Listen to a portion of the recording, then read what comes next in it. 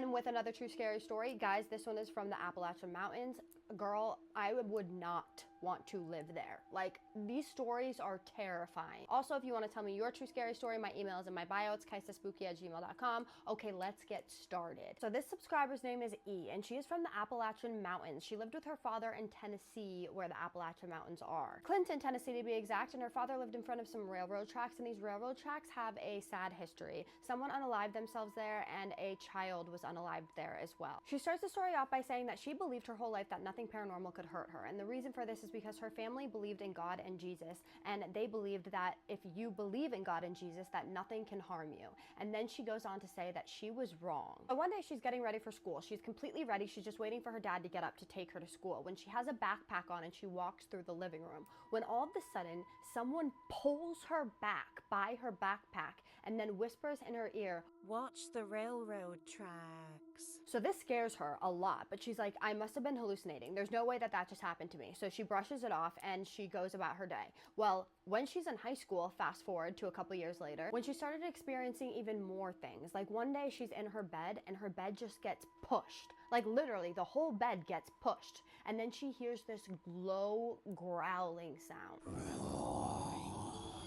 Now this is when things really start ramping up, but she has just met her new boyfriend, and her boyfriend really cares about her. And one day she's walking home from school and she's on a FaceTime phone call with him, when all of a sudden she sees pure panic across his face and he just hangs up. He then texts her and says, "Look behind you, there is a man standing behind you." He said this man was very tall, like towering over her, and very thin. So this actually freaks both of them out so much, because she didn't see anyone standing behind her, that later on that night he was like, "I'm gonna watch you sleep. I want to watch you fall asleep to make sure that you are okay." So he's on a FaceTime call with her while she's sleeping, when something super creepy happened. Her boyfriend tells her that while she was sleeping, somebody lifted up her arm like this while she was sleeping, and it was just hanging there for a second and then drops down. When he tells her this, she has a full-blown panic attack, because she had a dream that she was laying over a bed of bodies, and where she was laying over this bed of bodies, someone came up to her and lifted up her hand above the bodies and then dropped it. Now this next part of the story creeped me the F out. She is not on a FaceTime call with her boyfriend at this point. It's a different night and she is sleeping in her bed, when all of a sudden she wakes up and she feels incredibly ill, like she's about to throw up. And then she looks over to her side and she sees this old woman's face, but this old woman looks like she's holding her breath, and like she has been holding her breath for a very long time, when all of a sudden she exhales, blows the breath out in her face, and just starts screaming in her face. Her father actually hears this happen and tells her to be quiet, and she tells her father what happened. She's like, "Listen, that wasn't me. Like, some lady was just in my face and screamed in my face." She's absolutely horrified at this point, and her dad doesn't believe her.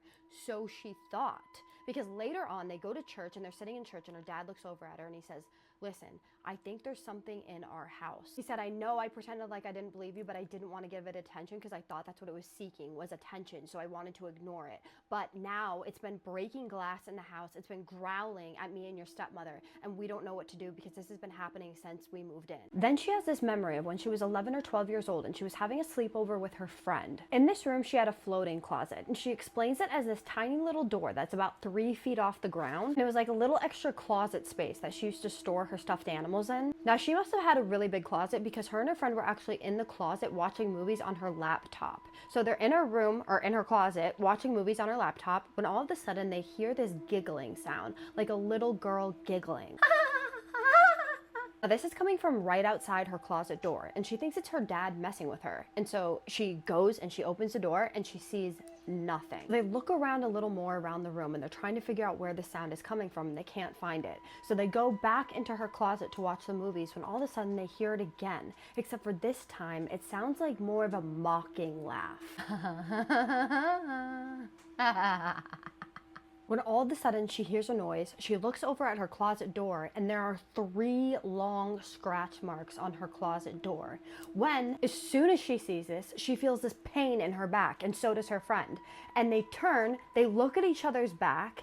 There are 3 long scratch marks on both of their backs. Now this freaked out her friend so much and her that her friend actually ended up going home. So she had to sleep in this room all by herself. So she went to sleep that night. She's sleeping for a little while when all of a sudden she wakes up in the middle of the night and she realizes that she can't move.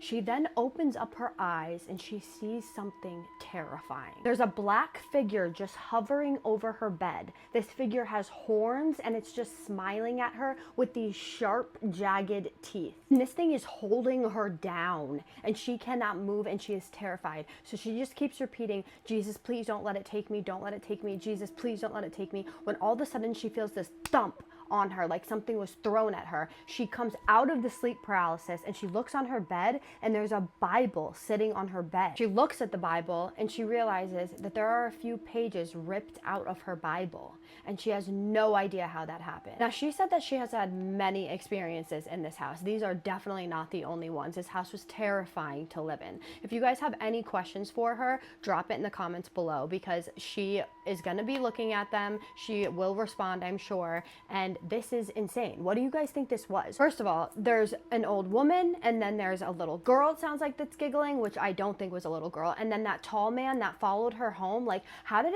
it's not just the house. It sounds like it's attached to her. If it was able to follow her home from school, that means it got outside of the house. So something, I think, is just attached to this girl. Did it attach itself to her from this house, or did she already have an attachment? What do you guys think? I would love to know in the comments, and so would she. I hope you guys like this story. I give true scary stories on here every single night, and I'm going to be doing an episode, or maybe multiple episodes, on the Amityville horror story. So wait for that, because that is coming soon. I'm doing all my research right now, and that should be really exciting. If you guys like this story and you like true scary stories, then hit that subscribe, because like I said, I do give them every single night. Otherwise, I love you guys so much. I love your support, and all your comments are so sweet. I genuinely appreciate you so much. So I just need you to do one more thing for me though. And what is that? Have a spooky night. I'll see you guys in the next one. Love you.